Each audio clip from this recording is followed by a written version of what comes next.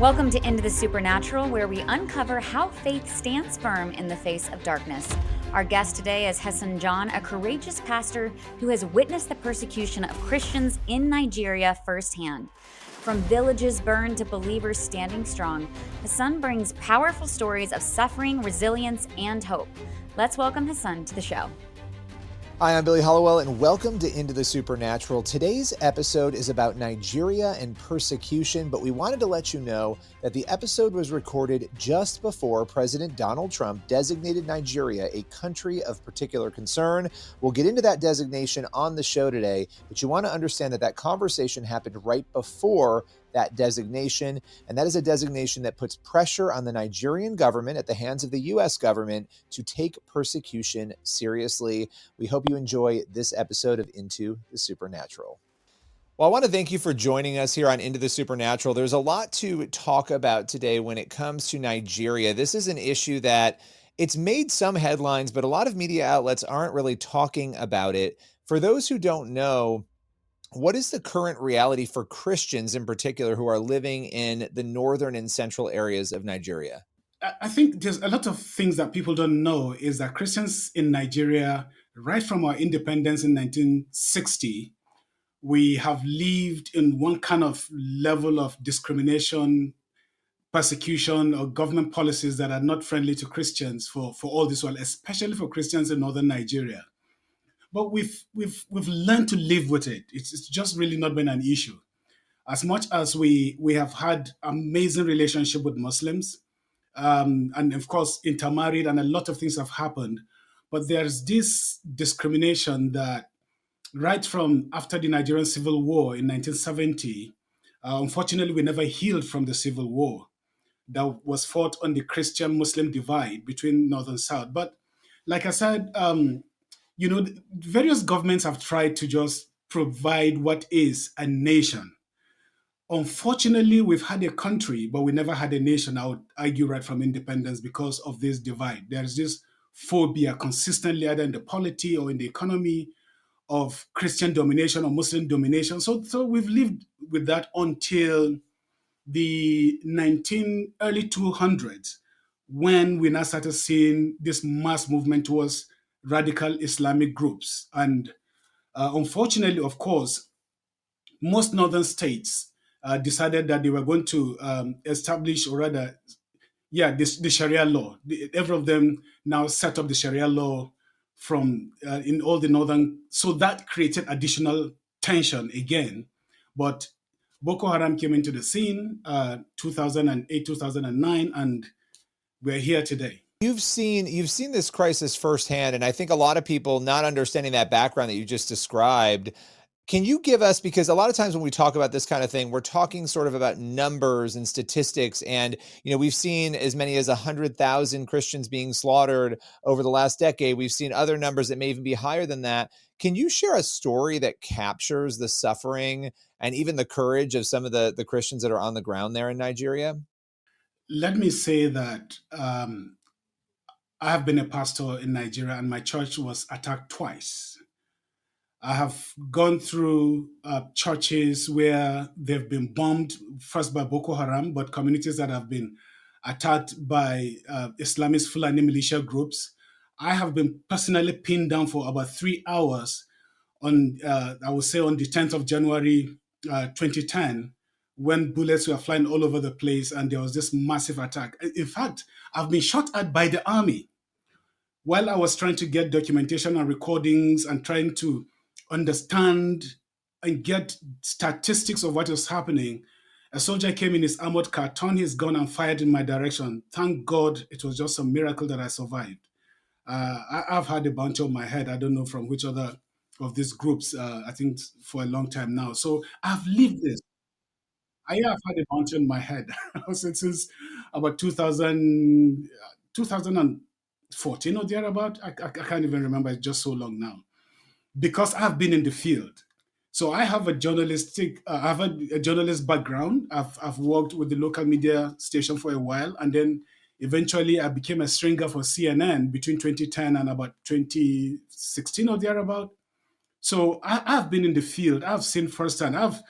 I've been to more than 200 villages that have been attacked. I've seen there's hardly any of these villages that doesn't have a mass grave. I've presided and watched over so many funerals I can't even remember.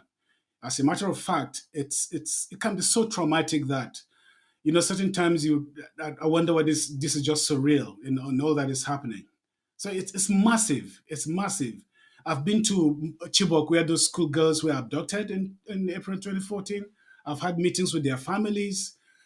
I have, I would say, by God's mercy, again, almost ran into two Boko Haram ambushes on the way because I have been between Maiduguri and Damboa, where you drive in a road and it's all spent shells on that road for more than 2 to 3 miles. That you have to drive straight, otherwise you get a puncture and your car is left there. So I think I've virtually seen it all. A bounty on your head. A bounty on your Yeah, head. so I would say, so we were driving. I needed to visit the same village where those Chibok girls were attacked because I've been going back and forth with the families trying to see how best we can help them. But more importantly, the few of those girls that escaped, trying to also provide some kind of assistance. So I was driving my car together with two other colleagues. And when we got to a road, it split into two. It was a T junction. So I asked somebody by the road and I said, please, we are heading to Chibok. This is around Askira. And I said, do we go straight or we go left? Because we heard that 2 days before Boko Haram had attacked a village there. So the lady by the side of the road just did this sign to me. She said, don't go this way or else, you know, you'll be killed. But for some reason, I didn't want to. I didn't want to go straight where she said. So I said in my mind, I said, Lord, we're heading this way. Now I'll keep driving straight. I've had this version, but can I get someone somewhere that I could ask again to be sure that I'm making the right decision? So just as we were about driving out of the village, by my right, I noticed that there was a church. And just as I got there, the gate opened and two women were coming out of the gate, and I stopped and I said, ma'am, please, we're heading to Chibok, but we were advised to go this way because the Askira road that I wanted to follow was just attacked. And the woman paused for a minute and she said, if you go straight this road, this is about 3 p.m. You will not get to your destination till about 7 p.m. or 8, and it will be dark. You'll be the only car there. You will not survive it. If I were you, I'll still go back to that same road, the Askira road that you are told not to follow. So I just did a U-turn and went straight through the Askira road. Now, we got to Chibok, had all we needed to do. By the next day, I was coming back and my host said, it is clear now you can go. That is the Biu road, which is what we wanted to follow the day before. And as we drove that road for about an hour, I was the only car on that road that afternoon at between 11 and 12 noon. Then we now came to the road went up a hill, and right in the distance, there were masked figures that blocked the road. So I drove slowly because I knew that if I did a U-turn, definitely I'll be blown out of the road. Seeing the figures that were there, and a few more appeared. So as I drove close, the figure raised his hands and I stopped. And for almost 2 minutes, he didn't move and I didn't move. Then another person came and joined him, whispered something to him, and then they all disappeared. Then they came back and he motioned me forward. It was when I got up a little on the hill and I got there, then I now saw just behind him were about 15 pickup vans filled with armed men, all in masks. And by my right was an armored car and they all had their guns trained on us because I was the only car coming. So I stopped again. Then somebody came, and this time around, I saw it's a military officer with a name tag on his chest. So he said, "Who are you?" And I said, "Well, we're just friends. We're coming from Chibok, and we're heading to Jos. Jos is where I live in central Nigeria." And he didn't say a word. He just simply said, and he walked away. Spoke to some other person, and then they said, "Okay, we could pass." Now, 2 minutes after we passed, the villages all behind them were already burning. So, which meant it